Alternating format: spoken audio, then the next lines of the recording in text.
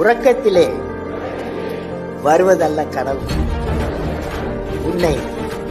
என்னை உறங்க விடாமல் செய்வதுதான்.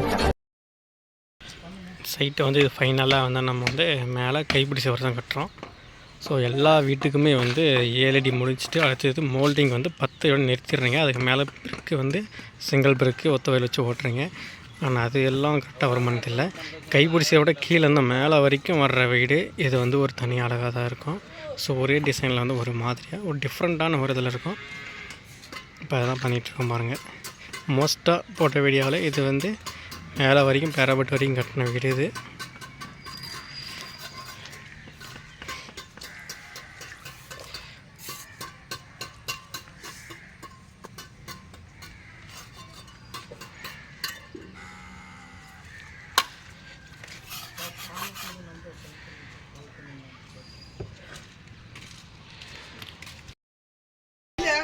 இப்போ 7 அடிக்கு வந்து நம்ம கம்ப்ளீட் பண்ணிட்டோம். அதோட வீடியோ பண்ணோம்.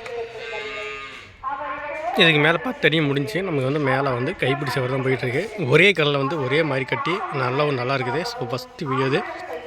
இதுக்கு முன்னாடி போட்டிருக்கோம் கைப்பிடி சுவர் கட்டியிருக்கோம் ஏற்கனவே.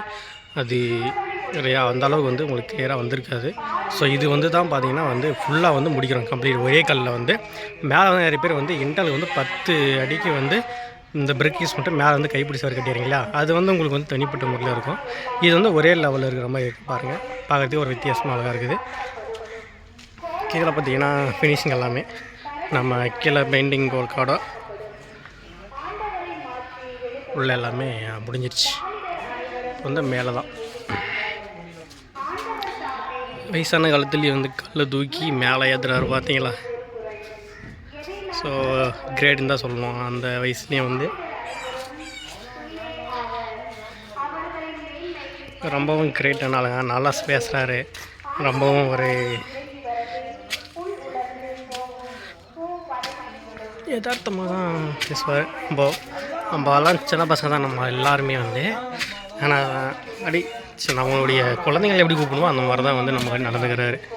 உண்மையிலே எதுக்கு என்னென்னு சொல்லிட்டு இப்போ அவ்வளோ கஷ்டப்படுறதே வந்து அவங்க பசங்களுக்காக தான். அவரோட சன்னு தான் அவங்க வந்து வேலை செய்கிறாரு.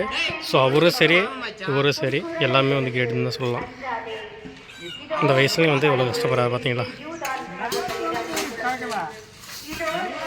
இப்போ அந்த வேலை முடிஞ்சுன்னா நம்மளுக்கு வந்து ஃபினிஷிங் இந்த வீடு ஃபைனல் ஒர்க்கு பேஸ்ட் வைக்கிறது. இதுதான் வந்து கடைசியாக முடிய போகுது. பேராபட்டுக்கும் சேம் இதே மாதிரி தான் ஒர்க்கு. ஃபைனல் டச் முடிஞ்சது நம்மளது.